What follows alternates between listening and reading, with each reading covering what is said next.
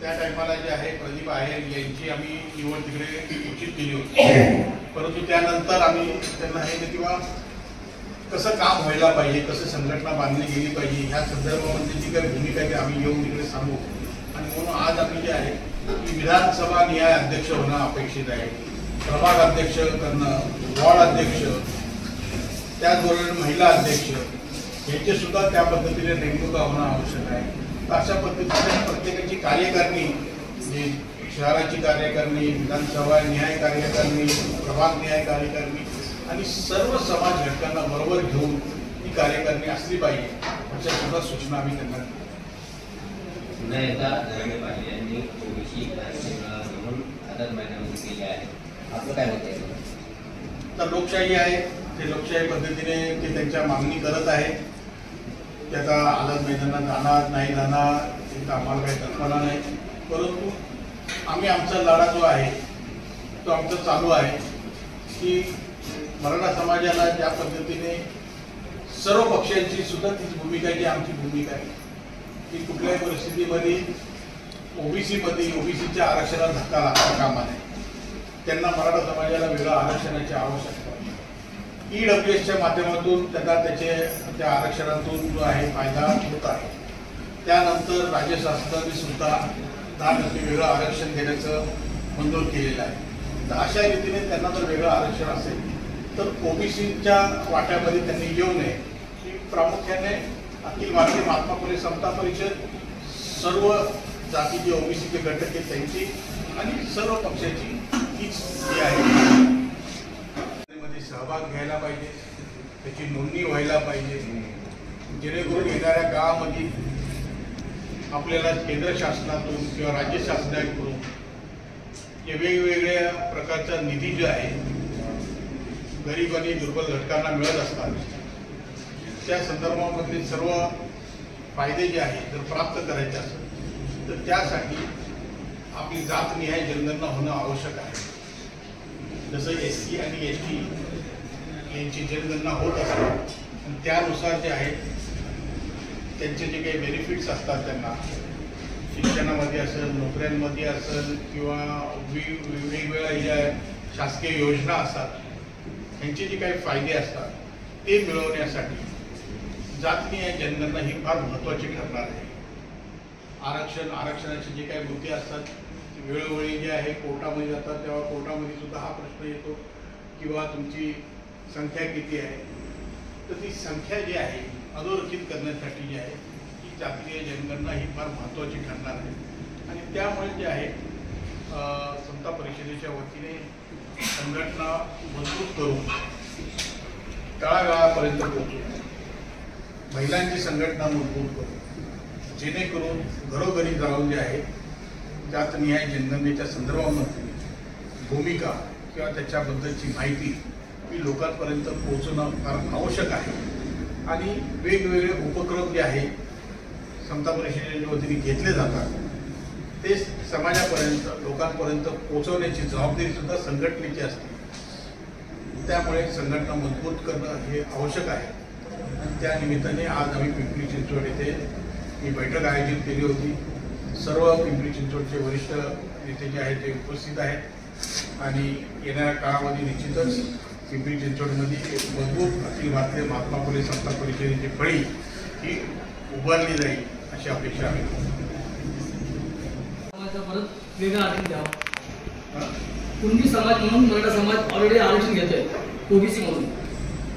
कुणबी समाज हा प्रामुख्याने विदर्भ आणि कोकणात हा मोठ्या प्रमाणात आहे. पिंपरी चिंचवडमध्ये आणि पुण्यातही जास्त प्रमाणात आहे. इथल्या मराठी पुण्यामध्ये सुद्धा आहे, पिंपरी चिंचवड नाशिकमध्ये सुद्धा आहे. परंतु जे ओरिजिनल कुणबी जे आहेत ते त्याचा फायदा घेत आहेत. परंतु आत्ता हे यांनी जे सांगितलं की काही वर्षापूर्वी जे वादळ निघालेलं आहे सरसकट मराठ्यांना ओबीसी मध्ये घ्या, याला आमचा विरोध आहे. हे कुणबीला तुम्ही मान्य करता ओबीसी आहे, जे कुणबी आहे अहो कुणबी ओबीसी आहे ते कोकणात गेलं तर तुम्हाला कळलं की कुणबी ऐका, जे ओरिजिनल कुणबी जे आहे ते खऱ्या अर्थाने जे विदर्भात आहेत आणि तिकडचे विदर्भातील कुणबी आणि कोकणातील कुणबी या दोघांचाही ह्या सगळ्या गोष्टीला सुद्धा विरोध आहे. परंतु काही कुणबी जे आहे प्रामुख्याने नाशिक असेल, पुणे असेल किंवा उत्तर महाराष्ट्र ह्या ठिकाणी ओरिजिनल कुणबी सुद्धा आहे. परंतु आता जे चाललेलं ते सरसकट मराठ्यांना कुणबीचे सर्टिफिकेट घेऊन ओबीसी मध्ये आरक्षण द्या अशी जी त्यांची मागणी आहे त्याला आमचं नाही. पण त्यांचा विचारण्याचा प्रश्न असा आहे की आज ह्या भागामध्ये जो मराठा समाज आहे तो कुणबीचे दाखले आहे, मुळात ते कुणबी नाहीये. त्यामुळे त्याच्या विरुद्ध तो विरोध आमचा चालू आहे ना. 90% लोकांनी काढलेले इथले राजकारणी सांगतो. आपण काढले असते तर द्या आम्हाला, आम्ही त्याच्या अपील फाईल करू. आम्ही शेजारी बसलेले आहेत त्यांच्याकडे सगळे आहे ना आकडेवारी सगळं, मग ते करतील ते कोर्टात जावं लागेल. 90% आहेत. अहो नोट 100% झाले आता काय 90%वर आला फक्त त्याला. नाही, तुम्ही त्यांना स्वीकारता का इथल्या लोकांना? अहो आता आम्ही स्वीकारायचं मला तर माहिती नाही ना. आम्ही तर आता लढा देतोय ना. आम्ही स्वीकार असं आहे की त्यांना सर्टिफिकेट जरी मिळाले असतील तरी त्यांना जे आहे जाड पडताळणीकडे जाऊन ते प्रूफ करून मग नंतर ते सगळं होणार आहे. तर त्याच्यावरती प्रोसेस आहे. असं नाही की बा कोणालाही असं दिसतं सर्टिफिकेट मिळालं.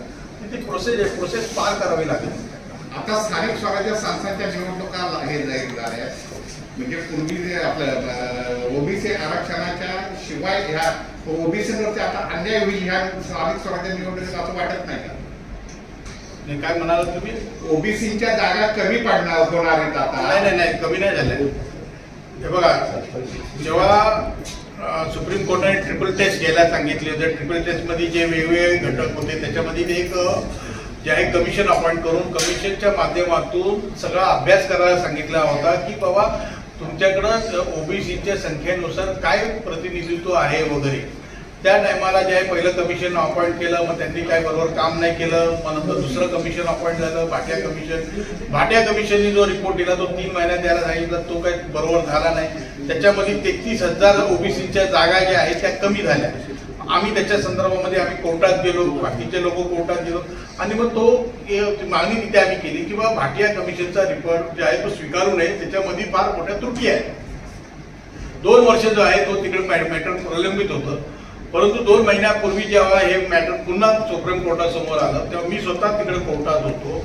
त्या ठिकाणी जे आहे आम्ही तिकडे सर्व केंद्रीय वकील होते, राज्याचे वकील होते, इतर जे याचिका होते यांना सगळ्यांना जे आहे मी समजून सांगितलं की आदरणीय पंतप्रधान साहेबांनी जे आहे आता जातनिहाय जनगणना सांगितलेली आहे. त्यामुळे ते आकडेवारी आपल्या समोर येणारच आहे.